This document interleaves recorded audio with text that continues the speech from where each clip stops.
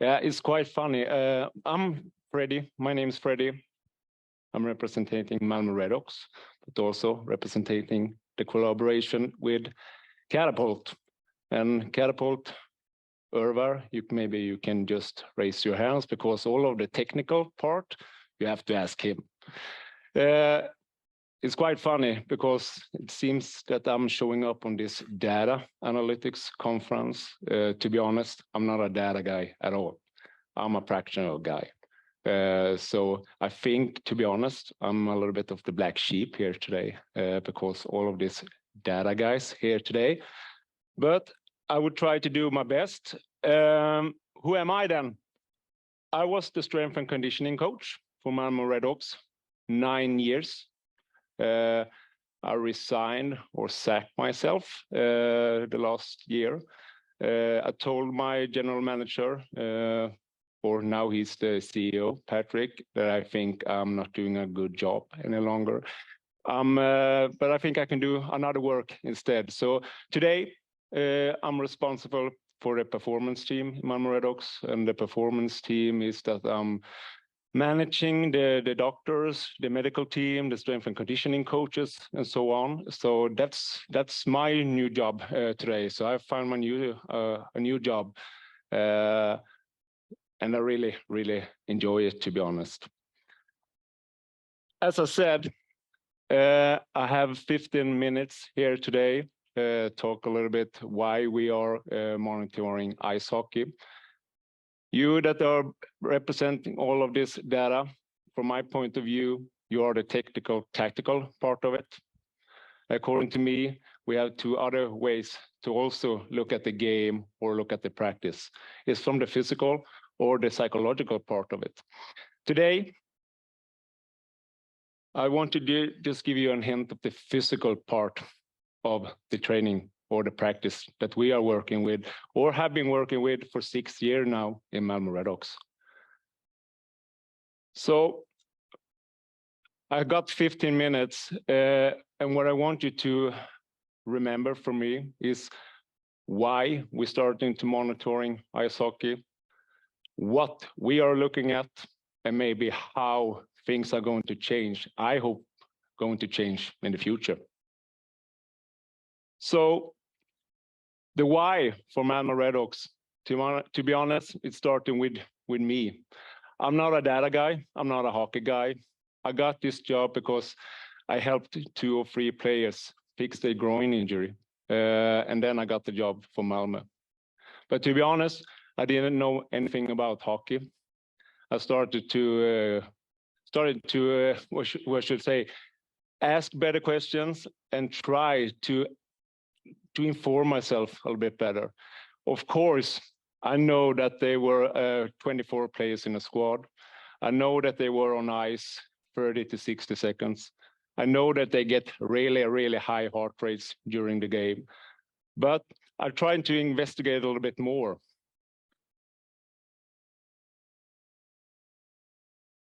And before I started the job, I know that my job was to make the players more stronger, more speedier, to handle the game on the ice better.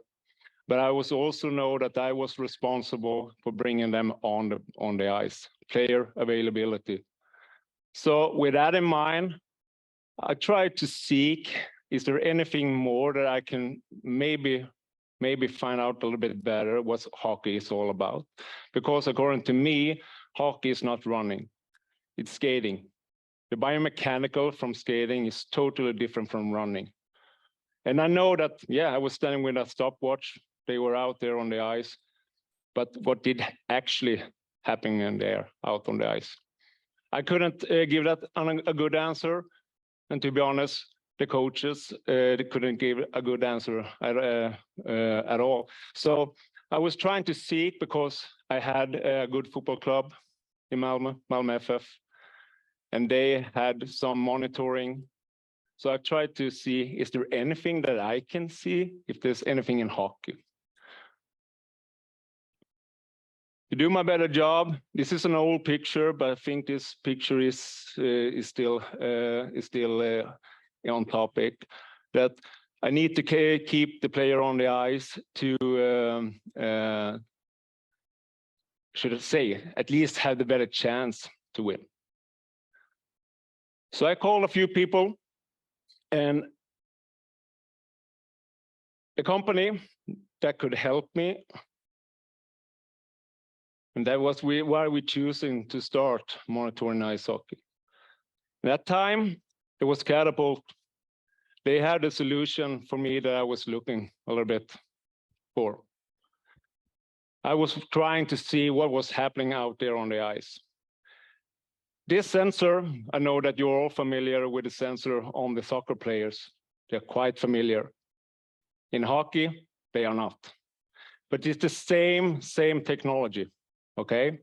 In this technology, yeah, of course, we have the local positioning system, the GPS. Inside, it's local positioning. On the other part, I have the IMU, the sensors that are actually detecting what's happening out there on the ice. And for me, that was really important because I want to have data from our practice, from our home games, our away games. All of you that have been in Malmö Arena know it's a big arena. We can't train there all the time. We're training in the training facility. So I need to have data from the practice. So that was a big decision for me that I can measure every time we are on the away game, home game, and practice. And this is what we get out from Catapult. We get out a lot. Player load, skating load, explosive effort, intensity, and so on. And I have been doing all of the mistakes I could. I have been having this for 6 years. To be honest, it's really now I'm starting to really know the system a little bit more. I was the first in Sweden that had it. And to be honest, I think I'm still the only one who has it right now. With that in mind, so I think I have 10 minutes more. I want to just give you an insight on how we evaluate practice from a physical demand. Not a technical, tactical now, physical, okay? What we look on when it comes to load, when it comes to intensity. Do we meet the physical game demands? Can it help me keep players on the ice? And a little bit for the future. So evaluate practice, load and intensity. Everyone you that have worked with head coaches, they want to train like we play, right? So that was how I used the numbers. We collect data from games and evaluate our practice on game demands. What are we looking at? So this is just a snap from a normal practice. You are all here familiar with hockey. Open OPS, it's skate, pass, shoot. You have böljan, 5 against 5, and so on, okay? So from every drill, we can get out what kind of load that drill gave us, what kind of intensity.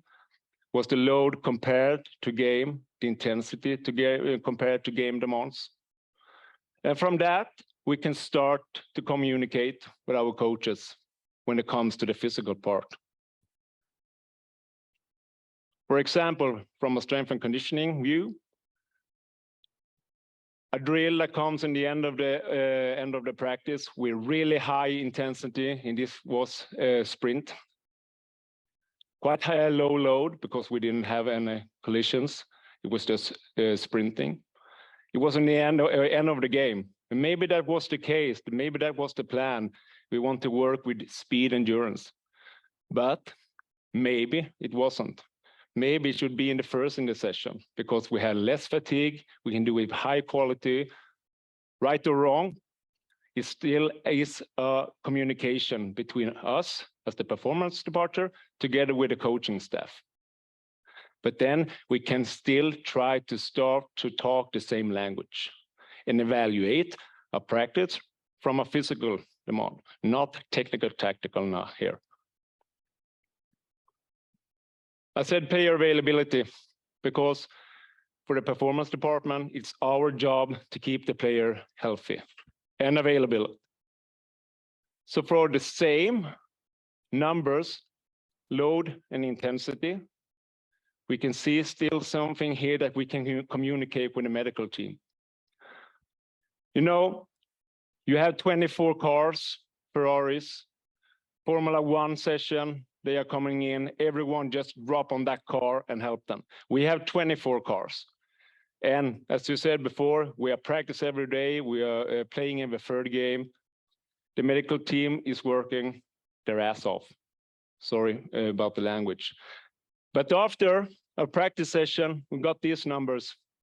They're all individual numbers when it comes to the intensity from a player. It's not that we take this number and go to the coaches team, say, this guy didn't work enough.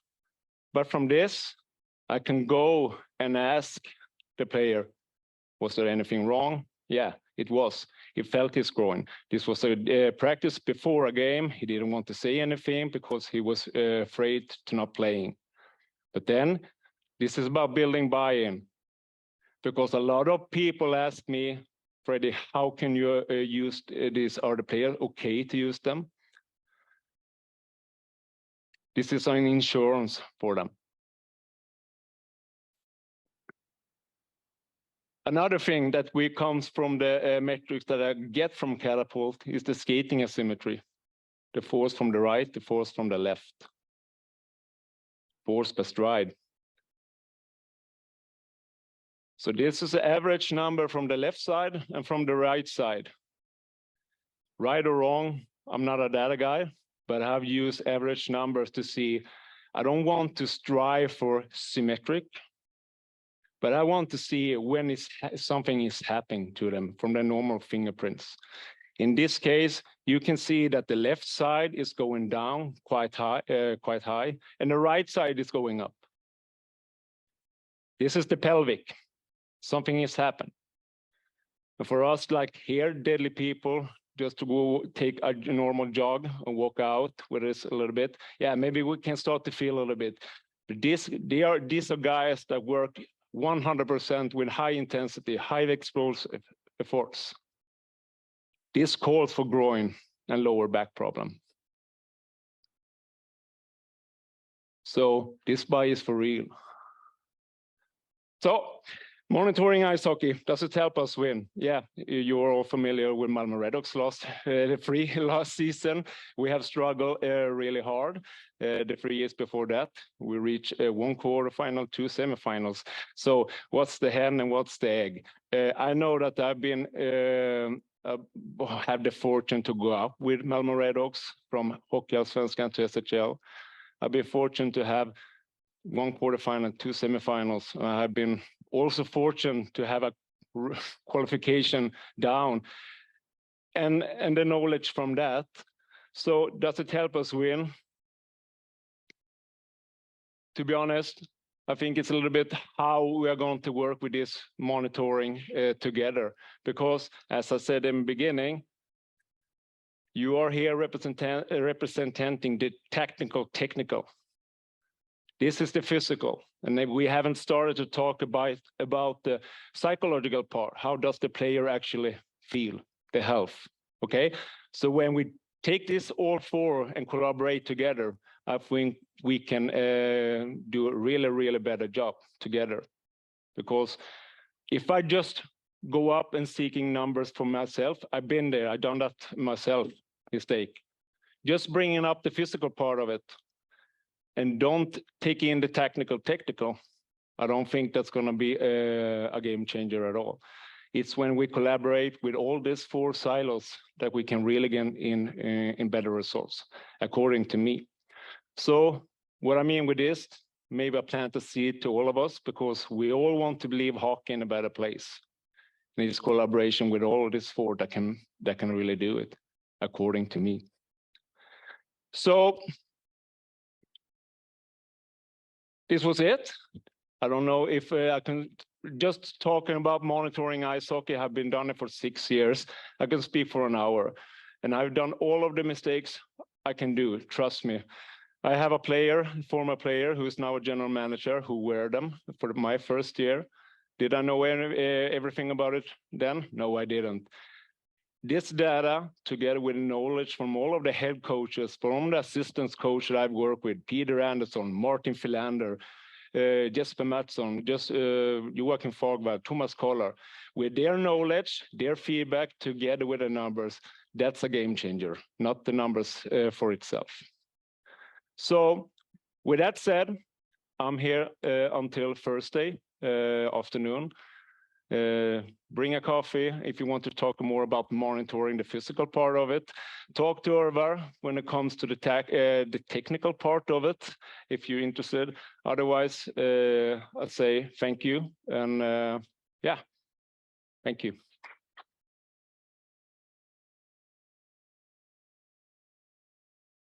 Almost. Any questions, if you have time? No? Yeah. I thought your one slide that showed, I think there was a correlation between lost minutes and Stanley Cup winners. Yeah. Could you just show that slide again quickly? Yeah. Maybe just talk us through it a bit. That was when I came over it, when I was new at my job, because I can show it again. Well, I think there was an old picture because I'm old also. When I was going to have that job, I was really trying to seek information to do my job better. And then just ramp up speed, endurance, and so on. That's one thing. But according to me, the strength coach and the, what should I say, the performance departure are always valued if they can show that their numbers is going up. According to me, we are chasing numbers sometimes. We all, if I compare to Färjestad, Frölunda, Rögle, we all have the same time. Same time in one day, same time in 1 week, in 1 month. If I can't evaluate the player, tactical, technical, physical, psychological, I think maybe I'm just taking time from being that player to be more on the ice, doing more technical. Can be in the other direction. He needs to work more on his acceleration because the defender coach has seen that he's not fast enough going out and making stop in the play. Then it's a collaboration between me and the defender coach. And I think that kind of communication and conversation, according to me, I think we need that more in that in hockey. Yeah. Yeah, thank you.